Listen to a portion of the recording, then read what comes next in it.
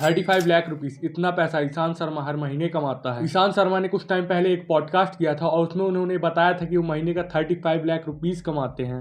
जैसे मार्च 2022 में मैं 20 साल का था, आई मेड 15 लाख उस महीने, right, which for me was a huge amount, right. Last month I made 35 lakhs. So I am looking at it as a problem that I'm able to make this small money and it is not allowing me to go outside and be like कि मेरे को धंधा बनाना है। What do you think of that, Ashwini? नहीं, मैं तो तू 35 लाख रुपए कमाना महीने पिछले महीने सही है। Well, that's a lot of money, yeah. You have a lot of money. And that's तो यहाँ पूरा बैठना चाहिए, हमको पूछना चाहिए।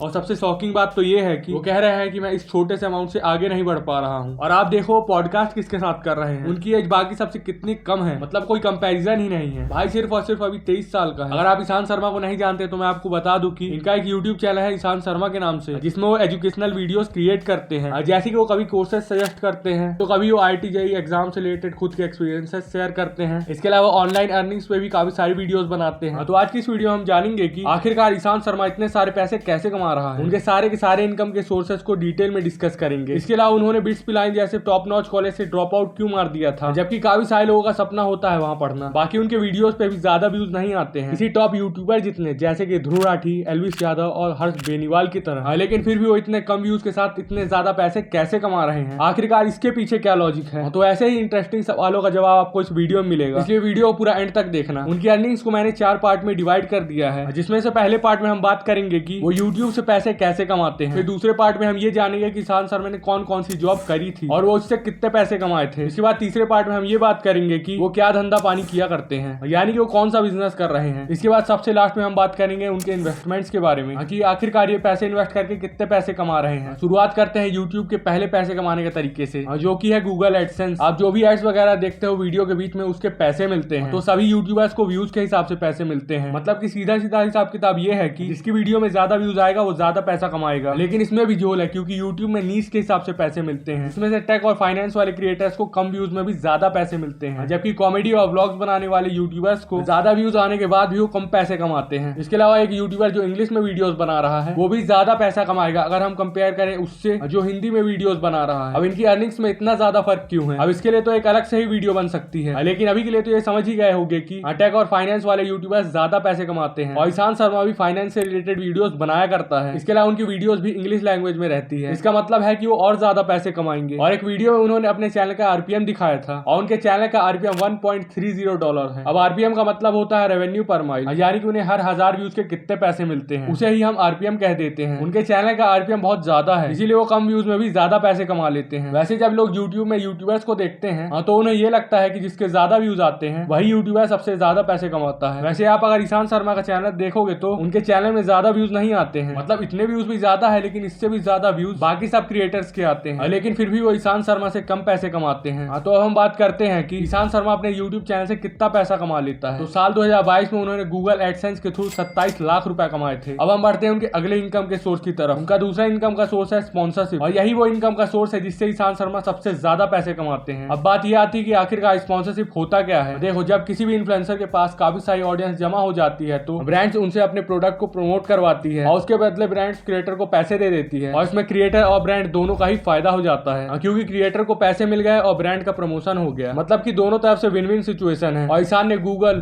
FASTag, government of India, Amazon जैसी वेबसाइट्स के साथ स्पॉन्सरशिप किया है। वैसे आपने ध्रुव राठी की वीडियोस में भी उन्हें प्रमोशन करते देखा होगा। वैसे तो उनकी वीडियोस नॉर्मली चलते रहेगी, लेकिन फिर वीडियो के बीच में वो कुछ ना कुछ प्रोडक्ट को प्रमोट करने लगते हैं। अब स्पॉन्सरशिप में होता यह है कि क्रिएटर को 30 से 60 सेकंड तक कंपनी के बारे में बताना होता है। अब स्पॉन्सरशिप करके ईशान ने कमाया है 1.42 लाख रुपीज। अब बात करते हैं उनके तीसरे इनकम के सोर्स के बारे में, जो कि है एफिलिएट इनकम। मैं उस एफिलिएट मार्केटिंग के बारे में बात नहीं कर रहा हूँ जो इंस्टाग्राम में काफी सारे बच्चे अपने बायो में लिखते हैं, affiliate marketer, mentor, DM interested to start. देखो, काफी सारे लोग जेन्युइन भी होंगे, लेकिन अभी के टाइम पे ज्यादातर लोग एफिलिएट मार्केटिंग के नाम पे MLM का धंधा चला रहे होते हैं। और अगर आपको ये जानना है कि MLM वाले लोगों को बेवकूफ कैसे बनाते हैं तो आप मेरी इस वीडियो को जरूर देख लेना। अब बात करते हैं कि ईशांत शर्मा ने एफिलिएट मार्केटिंग से पैसे कैसे कमाए, लेकिन उससे पहले हम ये जान लेते हैं कि आखिरकार एफिलिएट मार्केटिंग होती क्या है। देखो, ईशांत शर्मा काफी सारे टॉपिक्स के ऊपर वीडियोस बनाता है। मैं आपको एक एग्जांपल समझाता हूँ। जैसे कि ईशान ने अपने सेटअप टूर की वीडियो अपलोड करी और उसमें उसने दिखाया कि वो क्या क्या इक्विपमेंट्स यूज करता है, और उसी इक्विपमेंट का लिंक वीडियो के नीचे डिस्क्रिप्शन में डाल देता है, क्योंकि अगर किसी को वो प्रोडक्ट अच्छा लगा और वो उसे खरीदना चाहता है तो वो वहाँ जाके उसे खरीद सकता है। और जब भी कोई ईशान के दिए हुए लिंक से कोई प्रोडक्ट खरीदता है तो उसका कुछ % कमीशन ईशान को मिलता है। बाकी वो यूडेमी के कोर्सेज और प्रोग्रामिंग कोर्सेज को सेल किया करते हैं। तो एफिलिएट मार्केटिंग से ईशान ने 7 लाख रुपए कमाए थे, जिसमें 73,000 सिर्फ अमेजोन की इनकम थी। तो चौथा इनकम का सोर्स है सुपर थैंक्स और चैट्स। तो जब ईशान शर्मा अपने यूट्यूब चैनल में लाइव जाते हैं तो लोग उन्हें सुपर थैंक्स और सुपर चैट्स दे सकते हैं, जैसे 50,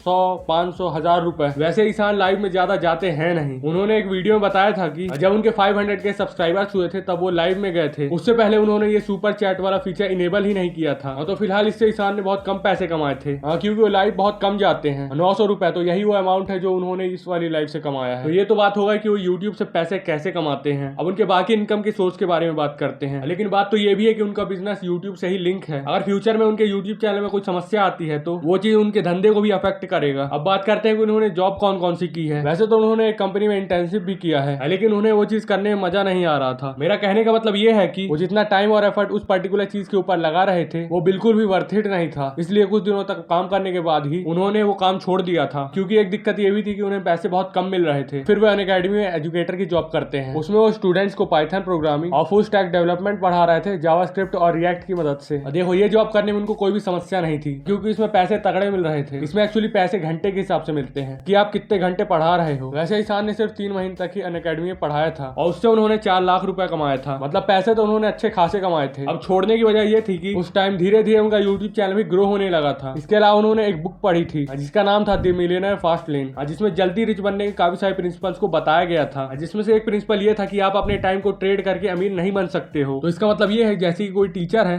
तो अपने टाइम को ट्रेड करके पैसे कमाता है। मैं आपको एक और एग्जांपल देता हूँ। जैसे कि एक डॉक्टर है तो वो भी अपने टाइम को ट्रेड करके पैसे कमाएगा। यानी कि इसका सीधा सीधा मतलब ये है कि वो जितना टाइम लगाएंगे उतना ही ज्यादा पैसा कमाएंगे। जब टाइम बढ़ाया जाएगा तभी आपकी इनकम बढ़ेगी। लेकिन the millionaire fast lane book का कहना है कि हमें कोई ऐसा काम करना चाहिए जिसमें कि आपकी इनकम आप कितने टाइम तक काम कर रहे हो उस पर डिपेंड नहीं होना चाहिए, तभी आप ज्यादा पैसे कमा पाओगे कम टाइम में। अब तक तो आप ईशान की जॉब छोड़ने का रीजन जान ही गए होंगे। वैसे देखा जाए तो उनका माइंडसेट काफी ज्यादा अलग टाइप का है।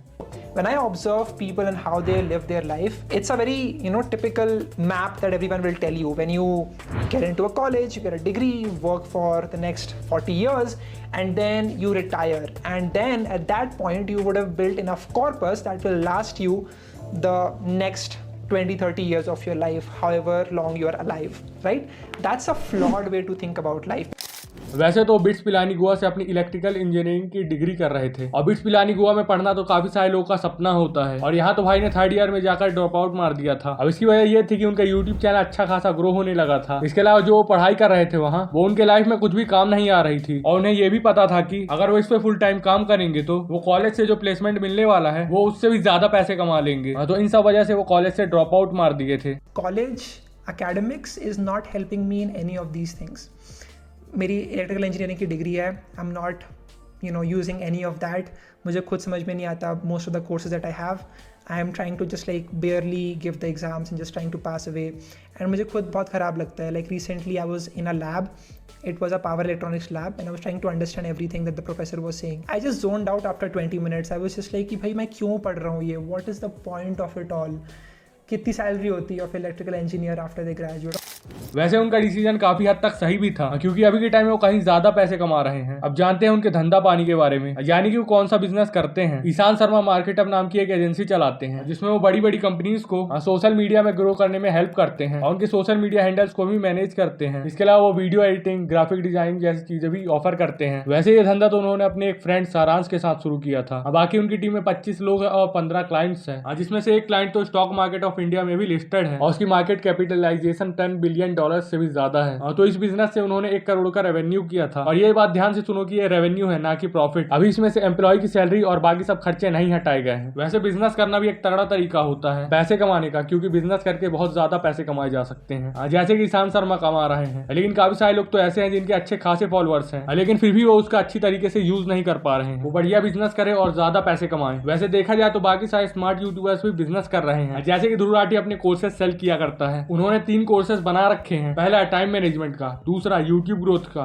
तीसरा चैट जीपीटी का, और फिर टेक बर्नर भी बिजनेस कर रहे हैं। उनकी दो कंपनीज है, पहली ओवरलोइस जिसमें वो कपड़े बेचते हैं और दूसरी लेयर्स जिसमें वो मोबाइल और लैपटॉप के स्क्रीन्स बेचते हैं। इसके अलावा एलविस यादव भी बिजनेस करते हैं। उनके बिजनेस का नाम है सिस्टम क्लोथिंग। तो नाम से ही समझ में आ रहा है कि इसमें वो कपड़े वगैरह बेचा करते हैं। बिजनेस करके पैसे तो ज्यादा कमा ही सकते हैं, लेकिन उसके साथ साथ काफी सारा टैक्स भी बचा सकते हैं, क्योंकि जॉब वाले आदमी के पास ज्यादा ऑप्शंस नहीं होते हैं टैक्स बचाने के। लेकिन एक एंटरप्रेन्योर के पास काफी सारे तरीके होते हैं टैक्स बचाने के। वैसे ईशान शर्मा ने बुक्स भी लिख रखी है जिसका नाम है क्रश इट ऑन लिंक्डइन और अनलॉकिंग यूनिकॉर्न सीक्रेट्स। वो बताते हैं कि जितनी बुक सेल होती है उसका 7% बस उनको मिलता है और बाकी का पैसा पब्लिशर को चला जाता है। और 2022 में उन्होंने लिंक्डइन वाली बुक से 44,000 रुपीज कमाए थे। उनका कहना है कि जब उन्हें इतना पैसा मिला है तो बुक कुल मिला के 3-4 लाख रुपए की बिकी होगी। तो अब हम बात करते हैं ईशान शर्मा के इन्वेस्टमेंट्स के बारे में। बाकी जितने भी इन्वेस्टमेंट के तरीके हैं मैं उसे समझाऊंगा नहीं आपको, बस इतना समझ लो कि इन सब चीजों में उन्होंने पैसे लगाए हैं और इससे उन्हें कुछ टाइम बाद रिटर्न मिल रहा है। क्योंकि अगर अच्छे से ये सब चीज समझना है तो इस पे पूरी की पूरी एक वीडियो अलग से बन सकती है। तो सबसे पहले बात करते हैं डिविडेंड्स की। तो इससे उन्होंने 3,000 रुपीज कमाए थे। फिर म्यूचुअल फंड्स में उन्होंने 1.5 लाख रुपीज इन्वेस्ट किए थे। फिर इसके रिटर्न में उन्हें 18,000 रुपीज मिले थे। तो हम बात करते हैं ETF के बारे में। तो इसमें उन्होंने 5 to 6 लाख रुपीज इन्वेस्ट किए थे और इससे उन्हें 93,000 रुपीज का रिटर्न मिला था। फिर इसके बाद उन्होंने क्रिप्टो करेंसी में पैसा इन्वेस्ट किया था और जिसमें उन्हें लॉस भी हो गया था। वैसे ही क्रिप्टो करेंसी 2020-21 में बहुत ही ज्यादा ट्रेंड कर रहा था। और अगर हम उनके यूट्यूब चैनल के ग्रोथ के बारे में बात करें तो वो काफी ज्यादा कंसिस्टेंट है अपने यूट्यूब चैनल को लेके। वैसे वो अपने यूट्यूब चैनल को एक बिजनेस की तरह ही ऑपरेट करते हैं, जैसे कि ध्रुव राठी करता है, डेलीगेशन ऑफ वर्क जैसी टेक्निक का यूज करके। जिसमें एक्चुअली होता यह है कि जैसे कि ध्रुव राठी जिस तरह की वीडियोस बनाया करता है उसमें रिसर्च, स्क्रिप्ट,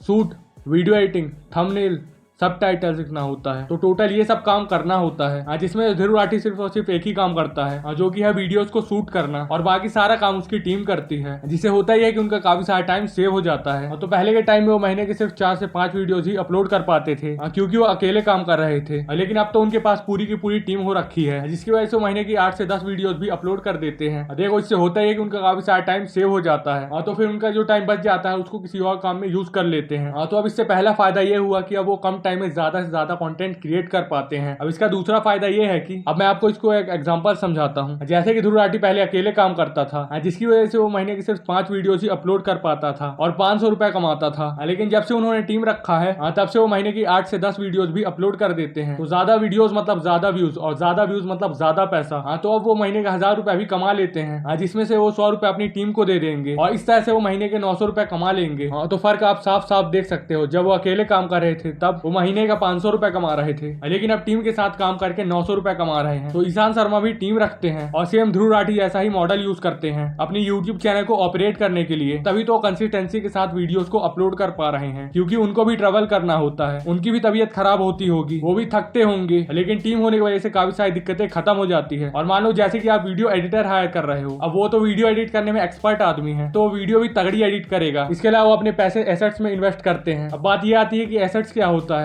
देखो एक बुक है रिच डैड पुअर डैड, उनका एक सिंपल सा कॉन्सेप्ट है एसेट्स और लायबिलिटीज का। एसेट्स हर वो चीज है जिससे पैसे आते हैं, जैसे बिजनेस, इन्वेस्टमेंट, जैसे कि आपने देखा ही है कि ईशान शर्मा करते रहते हैं। और लायबिलिटीज हर वो चीज होती है जिससे आपके जेब से पैसे जाते हैं, जैसे कि किसी भी तरह का लोन हो गया। तो ईशान शर्मा ज्यादा से ज्यादा एसेट्स को बनाने की कोशिश करते हैं ताकि वो और ज्यादा पैसे कमा सके। तो आज के लिए बस इतना ही, मिलते हैं ऐसी किसी नेक्स्ट वीडियो में, तब तक के लिए बाय बाय।